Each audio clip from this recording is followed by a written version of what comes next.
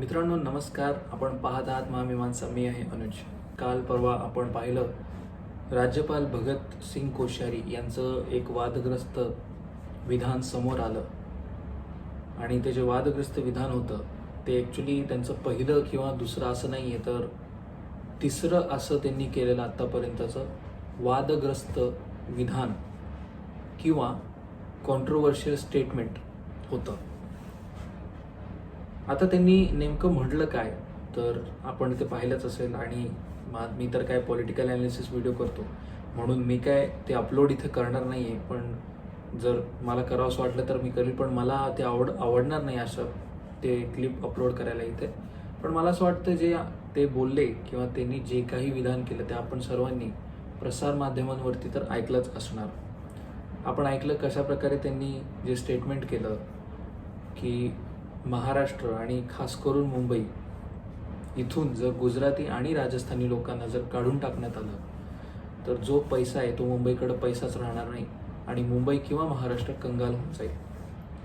तर कंगाल होऊन जाईल की नाही ते मला आठवत नाही, ते खरं ते बोललेत की नाही, पण एवढं तर ते बोललेत की गुजराती राजस्थानी लोकांना जर काढून टाकलं तर मुंबईकडे पैसा राहणार नाही. हे त्यांनी एक वादग्रस्त असं विधान केलं आणि मला असं वाटतं हे जे काही त्यांनी असे जे विधानं करत आले ह्याच्या आधी पण आपण जर पाहिलं तर 4 का 5 महिन्याआधी सहजासहज पाहिलं तर आपल्याला आठवत असेल की त्यांनी अजून एक असंच विधान केलं होतं. ते केलं होतं सावित्रीबाई फुले यांच्या बाबतीत आणि त्यांनी सांगितलं होतं की सावित्रीबाई फुलेंचं एवढ्या लहान वयामध्ये म्हणजे 10-12 वर्षाच्या वयामध्ये लग्न झालं होतं. तर एवढ्या वयामध्ये लग्न झाल्यावरती कसं, पण मला असं वाटतं की असे जे काही विधानं जे त्यांनी केली होती ह्याच्यावरती तर मी आता सविस्तर बोलणारच आहे, पण हे काय वेलकमिंग नव्हतं अजिबात आणि फारच चुकीच्या अशा ह्या गोष्टी आहेत जे त्यांच्याकडून घडल्या आहेत. आणि अजून एक आहे, मी फक्त ते तुम्हाला इन्स्टन्सेस सांगून टाकतो म्हणजे कन्फ्युजन नको राहायला की त्यांनी कोणकोणती विधानं केली आहेत. त्यांनी काल जे केलं गुजराती राजस्थानी लोक आणि मुंबई महाराष्ट्र हे एक ते झालं. तिसरं आहे त्यांचं, त्यांनी दुसरं जे एक विधान केलं होतं ते होतं सावित्रीबाई फुले यांच्या बाबतीत, त्यांच्या लग्नाच्या वयाच्या बाबतीत. आणि तिसरं अजून एक जे त्यांनी केलं होतं ते त्यांनी छत्रपती शिवाजी महाराज आणि समर्थ रामदास यांच्या बाबतीत त्यांनी केलं होतं की समर्थ रामदासांमुळेच शिवराय घडले, ते नसले असते तर शिवराय कुठंच. हे जे त्यांचे 3 वक्तव्य होते जे की वादग्रस्त आतापर्यंतचे मानले गेले 3 वक्तव्य, आणि मला असं वाटतं हे काही छोटे अशा गोष्टी नाही आहेत, हे फार सिरियस स्टेटमेंट्स आहेत. आणि खरंच सांगायला ह्या गोष्टी ऐकून मला खरं म्हणायला एक ऑब्झर्वर म्हणून मला हे फार खटकलं आहे. एक महाराष्ट्रवासी म्हणून थोडासा खेद आहे या गोष्टी ऐकून. आणि मला असं वाटतं एक राज्यपाल म्हणून, राज्यपाल ही एक कॉन्स्टिट्यूशनल ऑथॉरिटी आहे, ती एक कॉन्स्टिट्यूशनल पोस्ट आहे, ते एक पोर्टफोलिओ आहे जे की भारताच्या संविधानाने प्रदत्त आहे. आपण जर पाहिलं तर भारतामध्ये 28 राज्य आहेत. भारत गणराज्यामध्ये 28 राज्यांचा हा देश आहे आणि 7 केंद्रशासित प्रदेश आहेत. आणि या 28 राज्यांमध्ये राज्यपाल नियुक्त केलेले असतात आणि हे जे राज्यपाल असतात ते राष्ट्रपती नियुक्त करतात. म्हणजे राष्ट्रपतींनी नियुक्त केलेले हे राज्यपाल असतात.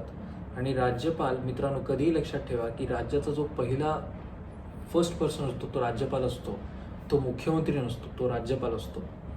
म्हणजे ज्या प्रकारे राष्ट्रपती हा देशाचा पहिला नागरिक असतो, प्रथम नागरिक असतो, त्याच प्रकारे राज्याचा जो प्रथम नागरिक असतो तो राज्यपाल मानला जातो. आणि राज्यपालासारख्या व्यक्तीने अशा प्रकारच्या कोणतेही कमेंट्स करणे किंवा अशा प्रकारचे टीकास्पद म्हणजे आपण ज्याला म्हणू शकतो की फारच कॉन्ट्रोवर्शियल अशा प्रकारचे स्टेटमेंट्स अजिबात करू नये आणि इनफॅक्ट अशी करण्याची वेळच आणू नये.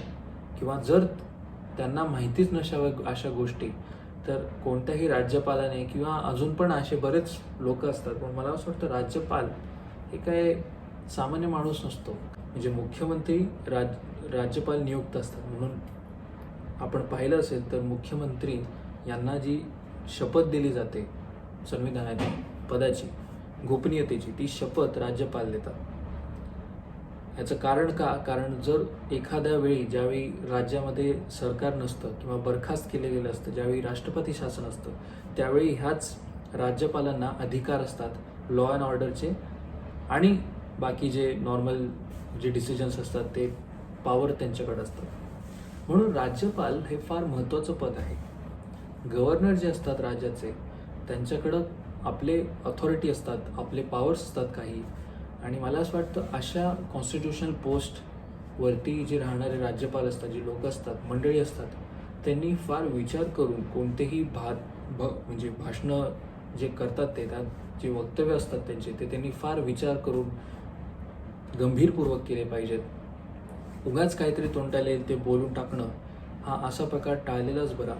राज्यपाल भगतसिंग कोश्यारी हे वयाने जरी फार वृद्ध असले आणि आपण म्हणू शकतो की त्यांना पण राज्यकारभार असो किंवा बाकी गोष्टींचा त्यांना ज्ञान असण्याचं ते काय त्यांना काही गोष्टी माहिती नाही असं तर नाही. कारण राज्यपाल भगतसिंग कोश्यारी हे उत्तराखंडचे दुसरे मुख्यमंत्री आहेत. जर आपण त्यांचा इतिहास जर बघितला तर आता तो भाग वेगळा की ते फक्त 5 का 6 महिनेच मुख्यमंत्री होते, पण जेवढे काळ का असो ना, पण ते उत्तराखंडचे दुसरे मुख्यमंत्री म्हणून राहिले.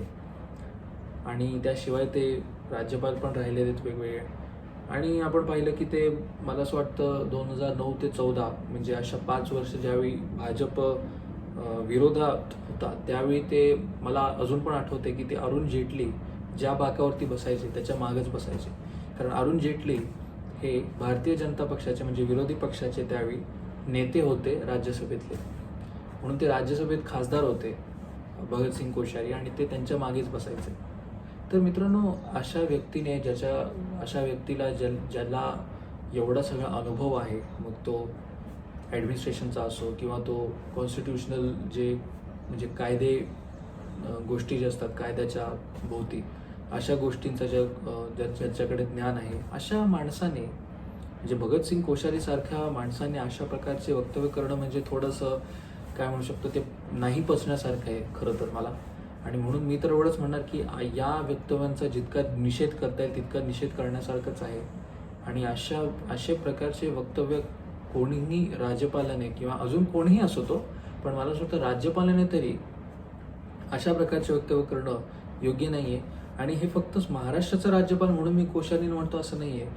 बाकीच्या पण राज्यांमध्ये जर राज्यपाल असतील त्यांनी पण या गोष्टींची खबरदारी बाळगली पाहिजे. राज्यपाल जे असतात, ज्यावेळी आपण ह्यांच्या बाबतीत बोलतो, आपण एक गोष्ट नेहमी विसरतो की आपल्या भारतामध्ये कन्व्हेन्शन फॉलो केला जातो. म्हणजे कन्व्हेन्शनचा अर्थ की एक प्रकारचं अनडिक्लेअर्ड रूल आहे की राज्यपाल जे असतात एक ज्या राज्याचे नियुक्त केलेले असतात ते नेमका त्या राज्याचे नसतात, ते दुसऱ्या कोणत्या तरी राज्याचे नियुक्त केलेले असतात. म्हणजे महाराष्ट्राचा जो राज्यपाल होणार तो एक महाराष्ट्राचा माणूस नाही होऊ शकत. म्हणजे तसं होऊ शकतो, पण ते एक कॉन्व्हेन्शन आहे जे फॉलो केलं जातं. म्हणून महाराष्ट्राचा माणूस म्हणजे मराठी माणूस महाराष्ट्राचा राज्यपाल नाही बनू शकत, तो दुसऱ्या राज्याचा बनू शकतो. त्याचप्रकारे दुसऱ्या राज्याचाच कोणीतरी जो असेल तो महाराष्ट्राचा बनेल. आपण जर पाहिलं तर आज भगतसिंग कोश्यारी जे की गव्हर्नर आहेत आपले, ते हिमाचल प्रदेशचे आहेत मूळचे निवासी.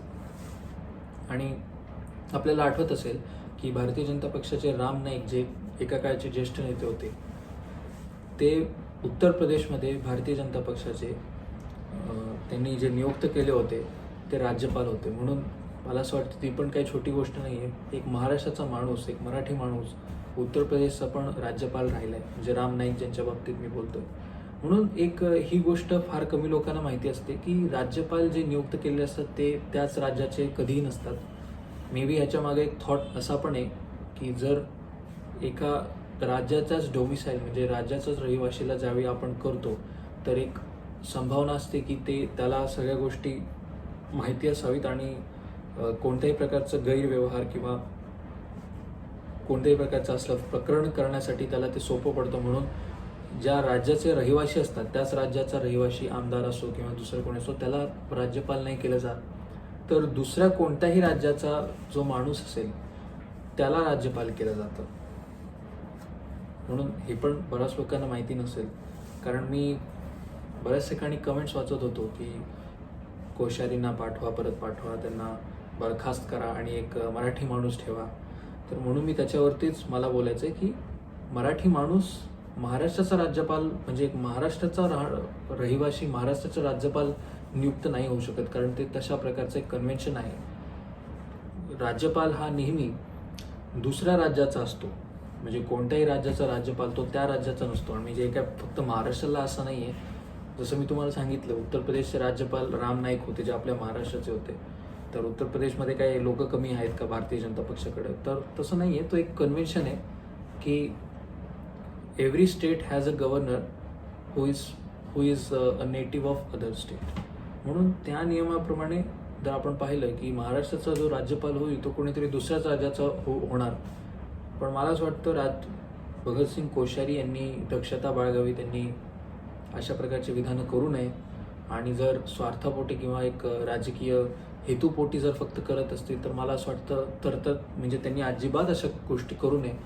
कारण राजकीय हेतूसाठी काही आदेश काढणं किंवा जसं आपण पाहतो की ममता बॅनर्जी आणि जगदीप धनकर यांचं जे आपण रिलेशनशिप पाहिलं, पण मला असं वाटतं की त्यांच्या पण जगदीप धनकरचं तर मी आतापर्यंत काय असं ऐकलं नाही की त्यांनी जगदीप धनकर म्हणजे जे पश्चिम बंगालचे जे राज्यपाल आहेत की त्यांनी कोणत्या प्रकारचं असं वक्तव्य केलं की जे अँटी बेंगॉली होतं, म्हणजे बंगालच्या जी एक संस्कृती आहे त्यांच्या विपरीत जाऊन असे काय त्यांनी टीका केली असावी जी की फार मोठा एक विवाद झाला, असं काय मी ऐकलं नाही. त्यांनी ममता बॅनर्जीवरती मुख्यमंत्री म्हणून, कारण ते त्यांच्या पक्षाचा नाहीच आहेत, TMCचे आहेत ते, म्हणजे थोडं काय ते म्हणतो ना आपण एक राजकीय हेतूपोटी काही गोष्टी करतात राज्यपाल, तर ते ठीक आहे, ते आपण समजू शकतो. पण अशा प्रकारच्या वक्तव्य करणं की ज्याने अक्रॉस द पार्टी लाईन, म्हणजे तुम्ही पक्षाचे मानणारे असो किंवा नाही मानणारे असो, पण महाराष्ट्राचा नागरिक म्हणजे राज्याचा नागरिक म्हणून तुम्हाला दुखापत होते की तुम्हाला ते पटत नाही, तुम्हाला आवडत नाही,